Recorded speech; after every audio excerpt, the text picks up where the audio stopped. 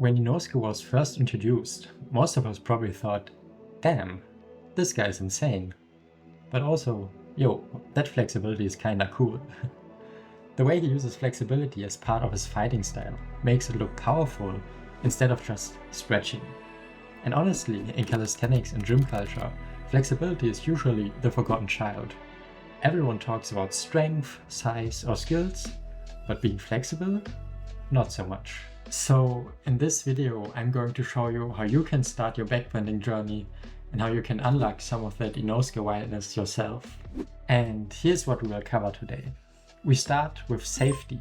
This is the most important part of the video, because we probably all agree we don't want to injure our spine, right? Then we talk about some backbending exercises. These are the exact same ones that I use in my current routine. And lastly, we talk about how we actually train this. So how often should we train, how long should we train, and how should we progress? So as we probably all agree, the spine is not something we want to mess up. With many stretches, the worst thing that can happen is that you pull a muscle, which is not great, but you can recover from this, right? With backbends, we are talking about discs, nerves, and joints. If those get injured, it's a long road back, so we want to be careful. So here you can see a healthy spine, and we can divide it into three major parts. So we have the cervical region, this is kind of where your neck is. Then we have the thoracic region, this is for the upper and mid back. And then we have the lumbar region, this is the lower part of your back. As you can see, the lumbar spine already curves into the direction of a backbend. And that means, if you don't pay attention, that you will put most of the pressure just naturally into your lower back. But if your lower back does all the work, then it gets overloaded. And that's where the problem starts. Instead of putting too much pressure on the lower back, think of backbending as a team effort. So you should spread the movement through the whole spine. Focus a bit more on lengthening the spine and engaging the thoracic or upper back region rather than just pushing into your lower back. Whenever possible, lead the backbend by using your upper back. It's okay if your lower back bends as well, but again, you should use the whole spine. Additionally, engaging your glutes and abs can also help protect your spine. So here's a quick safety checklist. Move slow and controlled. That's what your back can handle. No sudden and dynamic movements. Then also, of course, always respect your limits. If you feel sharp pain, pinching, an electric or numbing sensation, you should stop, because this is probably the sign of injury. And lastly, never force a backbend. So progressions exist for a reason, and I will stick to them. And then it's, as with general stretching, it's okay if it feels uncomfortable, but it shouldn't be painful. But with that covered, let's go into the exercise. So the first exercise type that I want to introduce are the cobra variations. I would say this is one of the most accessible backbends, and it also has like a really cool variation later on. We will start by talking about the small cobra. So you initialize this backbend by lying down, forearms on the ground, and then you should lengthen your body first. So you bring your chin forward, your feet are slightly apart, and then you lift your chest using your back muscles, and the shoulders should stay down and back, and your chest should be pressing forward. Again, remember to engage your abs and glutes to protect your lower back, and breathe a bit in this position and then release. Do a few reps of this as a warm-up for the next progression. So the next progression is the big cobra. And here you start the same way, but instead of being on your elbows, you press into your hands so you can rise higher. And remember to focus on your upper back region. So I like to think about pulling my chest forward through my arms instead of pushing into my lower back. So it feels more like a front lengthening exercise instead of a bend in the back. With that in mind, it might be easier to focus on the upper back. And again, hold for a few deep breaths here, and then release. The last variation, this is a bit more advanced, is the King Cobra variation. It's a pretty cool name, right? So if you're comfortable with the big cobra, you can also start bending your knees and reaching for your head.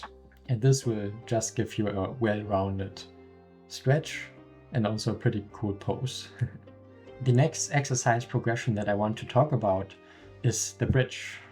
So the bridge is a bit more challenging because it requires not just spinal flexibility, but also flexible wrists, open shoulders, and hip flexors. To prepare, here are some mobility drills that can make it a bit more accessible. For our shoulders, we want to sit on our knees, facing the wall. We want to place our hands on the wall and have the arms straight.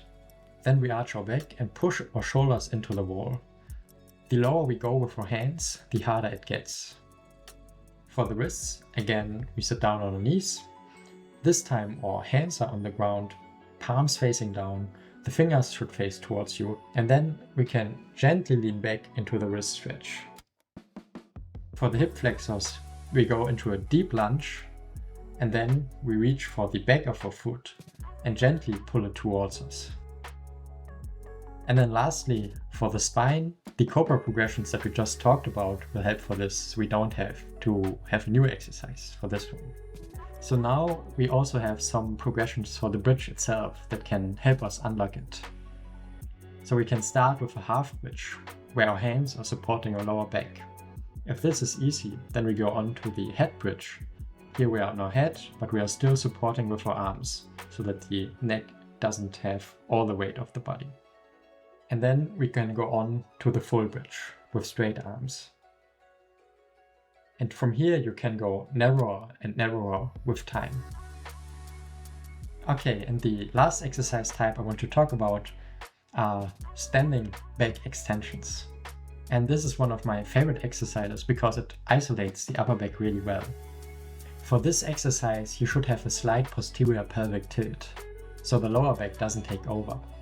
To achieve a posterior pelvic tilt, think about tucking your hips under or bringing your ribs down. Here I show an example with a proper posterior pelvic tilt and with the exaggerated opposite. For the exercise itself, stand tall, interlace your fingers behind your back, remember the posterior pelvic tilt, and then lift your chest and gently bring your head back. Here really focus on bending mainly through the thoracic spine. This exercise is simple, safe, and also very effective. So that was it for the exercise section. Now we can talk about how to incorporate this into our own training. Alright, so how do you actually train this? The key here is consistency, as always. Flexibility is like strength. You don't get it overnight, but with regular practice, it adds up.